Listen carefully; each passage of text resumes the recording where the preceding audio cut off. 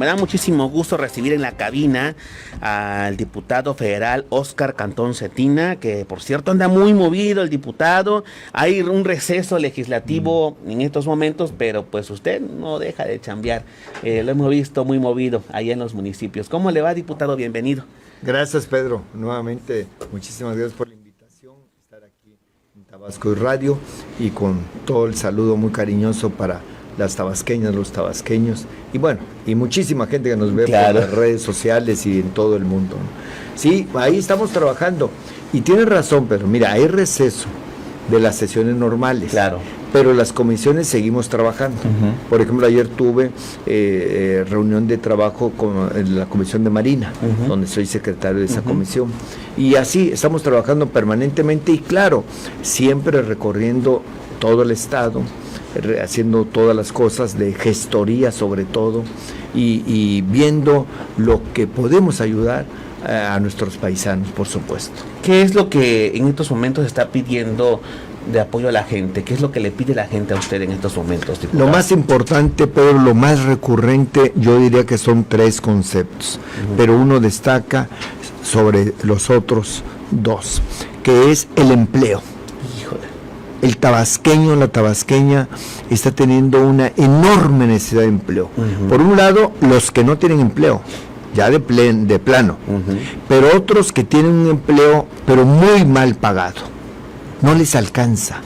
Entonces ves que tienen 2 empleos o hasta 3 empleos, que trabaja el esposo, trabaja la esposa, trabajan los hijos. Es una insuficiencia económica.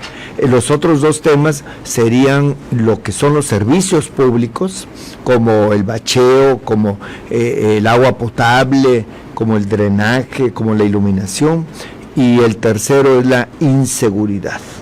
Hay una gran inseguridad todavía en el estado, que la gente está valorando, por supuesto, el esfuerzo de la Cuarta Transformación del gobierno de Andrés Manuel López Obrador, pero que todavía nos falta para recuperar esa paz, esa tranquilidad y el combate a la violencia que hay, que debe de existir en toda sociedad.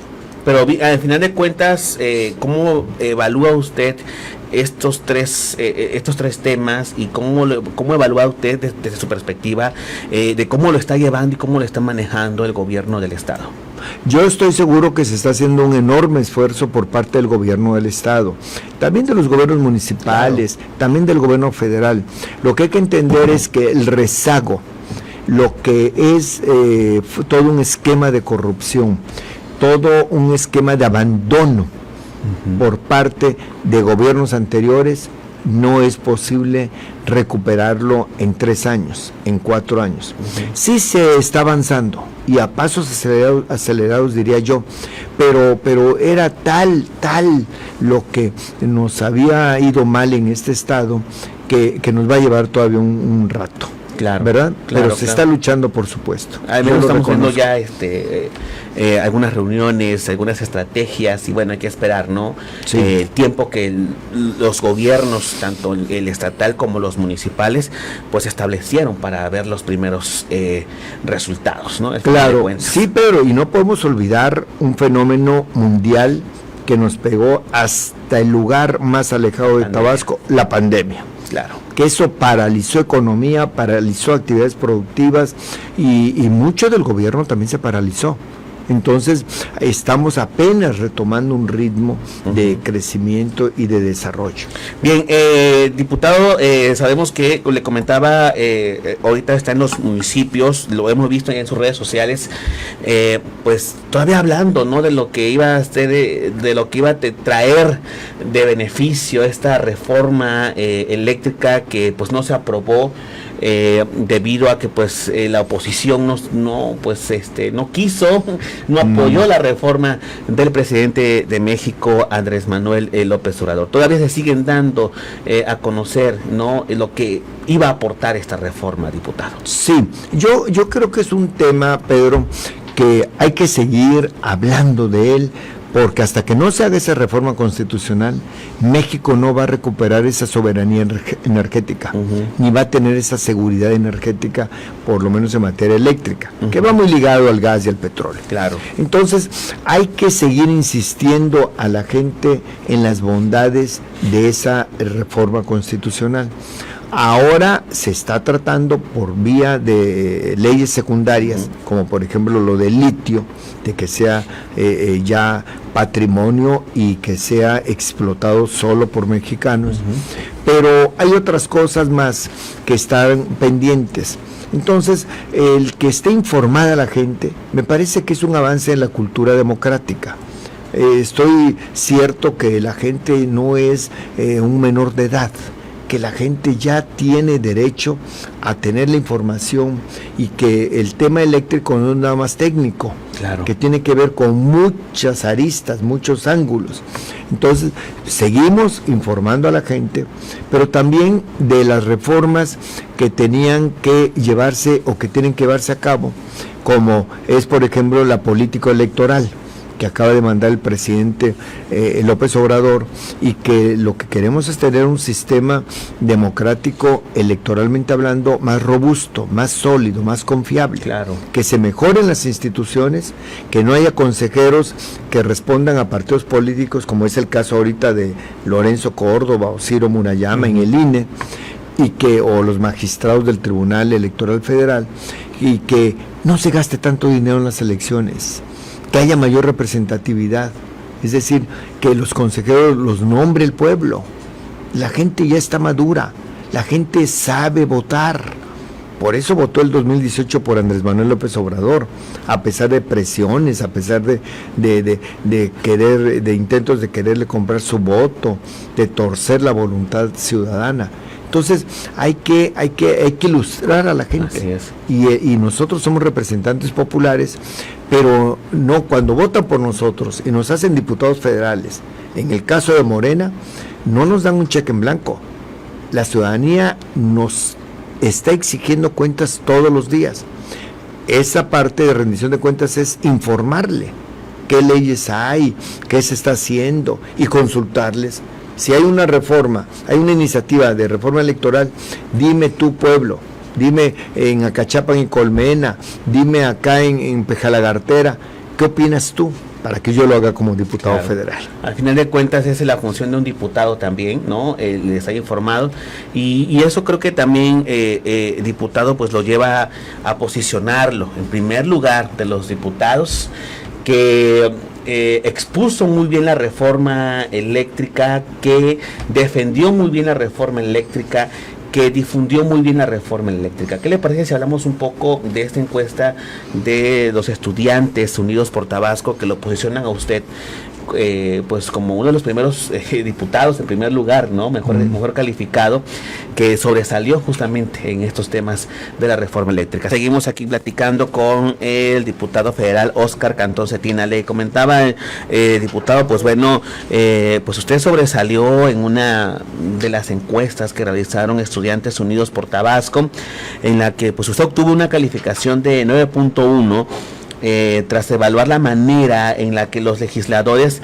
defendieron la no aprobada reforma eléctrica. Y todos vimos el debate, todos vimos lo que ocurrió ese domingo, de cómo pues usted y también sus compañeros defendieron esta reforma. En segundo lugar, pues está la diputada Carla Ravelo Estrada, que hay que mencionarlo, es una joven diputada muy inteligente y también muy aguerrida, ¿no?, en el tema de la reforma eléctrica. Diputado, esta posición, esta calificación, este reconocimiento que le hacen los estudiantes, ¿qué le dice a usted? ¿Qué le hace pensar a usted?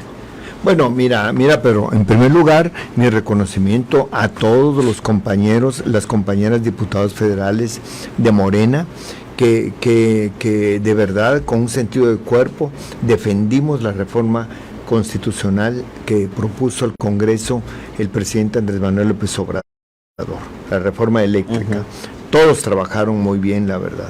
Yo le agradezco a esta agrupación de jóvenes estudiantes de Tabasco que nos hayan hecho este esfuerzo de medición y que a mí me colocan con una calificación de 9.1. Se los agradezco, pero yo lo que insisto, yo en esto de la reforma eléctrica, para mí ha sido un acto de congruencia y de principios de toda la vida. Yo donde he estado, donde inicié mi carrera política, a mí me enseñaron a luchar por un nacionalismo y no por una privatización. Por eso siempre he estado yo en contra de la privatización eléctrica, la privatización petrolera. Por eso hablo yo de congruencia, de toda la vida, de principios, porque no es un asunto coyuntural o de oportunidad, no, es un asunto que define la ideología de un mexicano, como soy yo, comprometido con un proyecto de nación, como es el de Andrés Manuel López Obrador. El presidente de la República y yo somos de la misma generación. Yo soy mayor 2 meses, pero fuimos educados en esa escuela pública que defiende los bienes nacionales, que conocimos la expropiación petrolera de Lázaro Cárdenas, la nacionalización eléctrica de Adolfo López Mateos. Así que para mí fue un honor estar en este momento histórico defendiendo esto en tribuna y representando al pueblo de Tabasco, al pueblo de México en su conjunto. No pudimos ganar allí porque necesitábamos un número de votos, claro, y la oposición no quiso darlo. Ganamos la votación simple, la mayoría simple, pero no la mayoría calificada. Necesitábamos que los partidos de oposición también apostaran por México. Ahora están ellos lamentándose porque dicen que no son traidores a la patria. Pues que me perdonen, pero ese es el calificativo que les ha puesto ya el pueblo de México, porque prefirieron hacer negocios con las empresas extranjeras que defender los intereses de los millones de mexicanos y del país. Entonces, esa encuesta, ese ejercicio de medición que hicieron estos jóvenes estudiantes, yo lo veo en ese sentido y aprecio, por supuesto, el que me hayan a mí dado esa calificación. A usted como diputado, ¿qué le hace pensar entonces?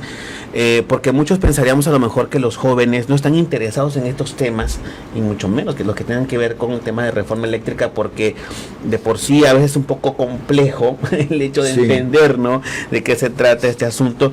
Pero a usted como diputado, ¿qué le hace entonces pensar que los jóvenes están interesados en la lucha de defender el patrimonio de México, en que los jóvenes aún están sumergidos en este tema de la política, en que los jóvenes no están dormidos, sino que al contrario están despiertos e interesados en conocer estos temas? Sí, eso es algo que ya trajo la cuarta transformación de Andrés Manuel López Obrador, lo que es la formación de una conciencia colectiva, incluyendo a los jóvenes. También fíjate, Pedro, que esto fue importante, lo de la reforma eléctrica, porque se hizo un parlamento abierto, se hizo debates en el canal del Congreso, se hizo infinidad de asambleas, yo mismo hice varias asambleas, muchas reuniones de trabajo. Entonces, ¿qué hicimos? Socializar un tema que muchos querían confinar a que fuera técnico. Nada más los expertos eléctricos, nada más ellos son los que saben hablar de eso. No. El tema eléctrico tiene que ver desde el problema de la subsistencia. No puedes tener tú una comunidad sin energía eléctrica porque no te funcionan las escuelas, no te funcionan los hospitales, no te funcionan las fábricas, las oficinas, no te funciona el mínimo del confort en tu casa. Necesitamos la energía eléctrica para todas las actividades. Entonces, este tema se hizo muy público. Todo el mundo lo empezó a hablar y a decir, el caso del Oxxo, por ejemplo, que se decía, ¿no?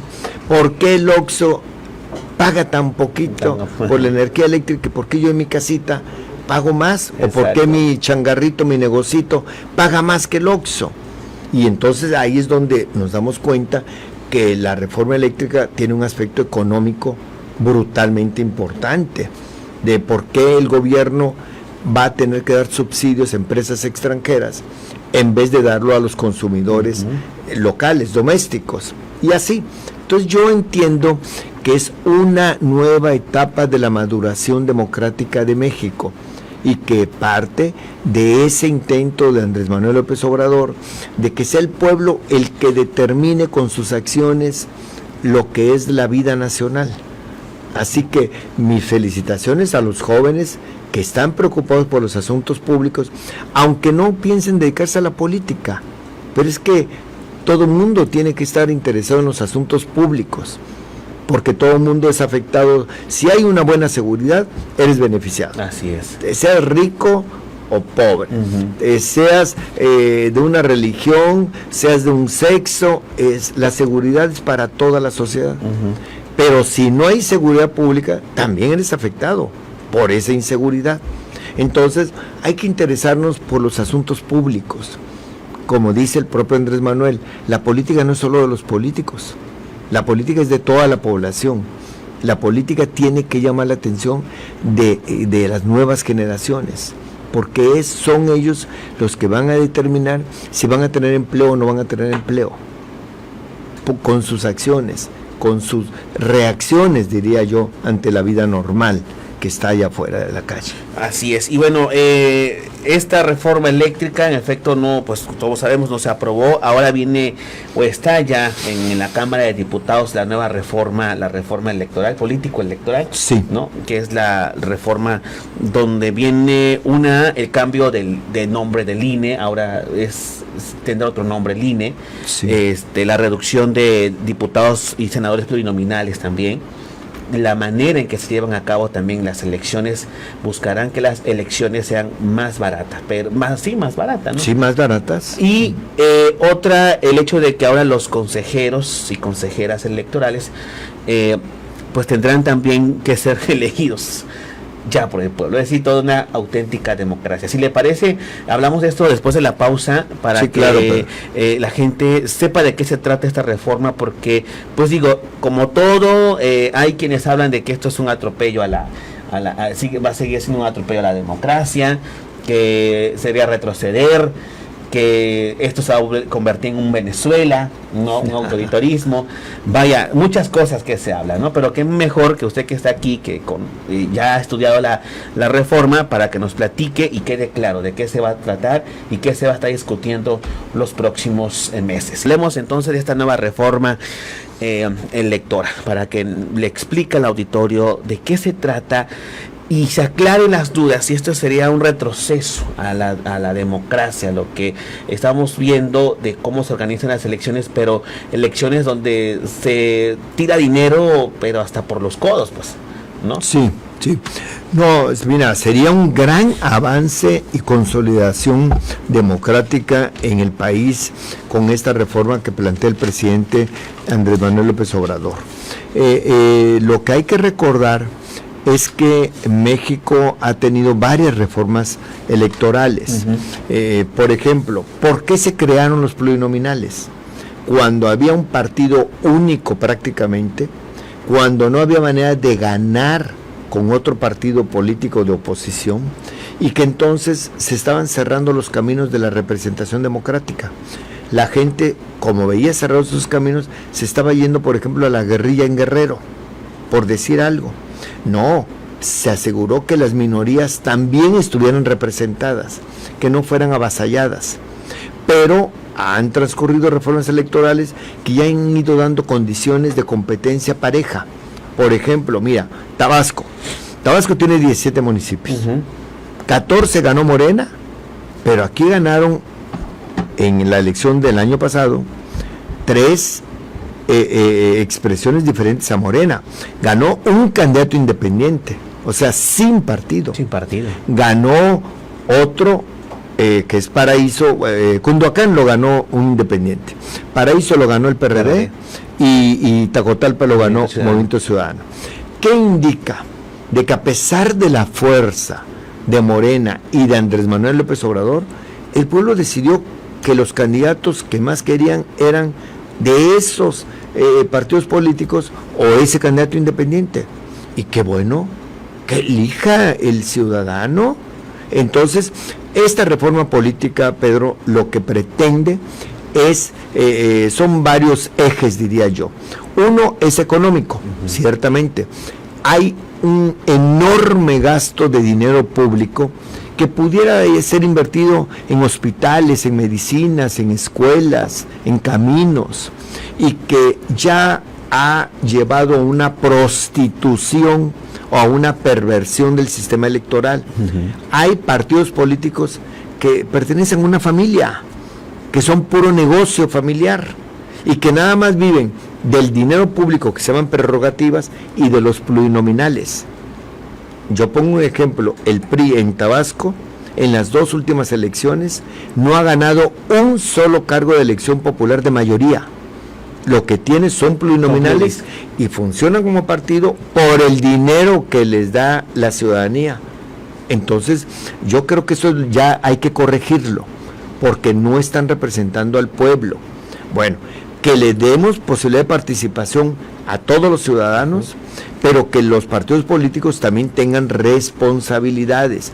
Y, por ejemplo, darle dinero a los partidos solo en época de elecciones. ¿Por qué van a tener ese dineral cuando no hay elecciones? Cuando no hay nada que hacer políticamente. Bueno, entonces es un tema económico que se calcula, que con el dinero que gastan en todos los estados y la federación, va a haber un ahorro de cerca de 50,000 millones de pesos en un año. Imagínense todo eso, lo que significaría para construir hospitales, para construir, insisto, muchas cosas que la gente necesita. En cuanto al dinero, perdón, me quiero detener un poco en cuanto al dinero de los partidos políticos, es decir, lo que buscan es darle solamente ese dinero cuando son elecciones y ya no se daría entonces estas prerrogativas que obtienen cada año como un presupuesto para que ellos se mantengan. Ya no.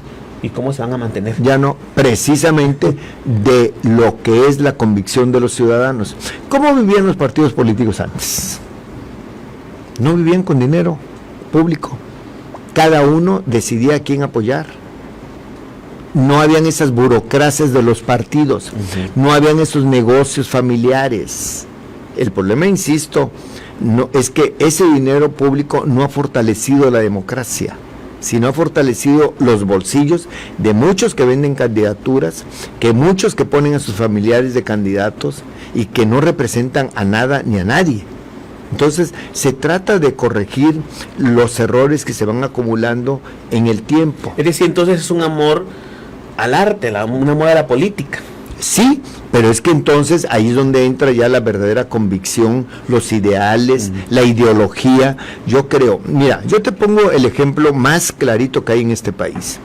Andrés Manuel López Obrador. A ver, se le acusa de que compró votos, se le acusa de que regaló despensas, se le acusa que utilizó dinero. No, simplemente ¿qué hizo? Visitar todos los municipios del país, estar cerca de la gente. Y así logró construir eso que se le llama la simbiosis entre el político y la ciudadanía. Bueno, ¿y en qué iba? No iba en un carrito cualquiera, no iba sin escoltas, sin nada. Entonces, eso es lo que hay que volver a hacer, el sentido de la política, que tú estés en la política por convicción, por ideales, por principios. Es lo que le va a dar una fuerza renovada a lo que es el sistema de partidos. Ahora, ve tú en otros países cómo prácticamente hay 2 expresiones. Ve Estados Unidos, una democracia muy madura, están los republicanos y los demócratas. Ve Inglaterra, están los liberales y los conservadores. Pero son 2 partidos. No que aquí hay una feria de partidos de verdad y partiditos. Bueno, entonces hay que ordenar esto.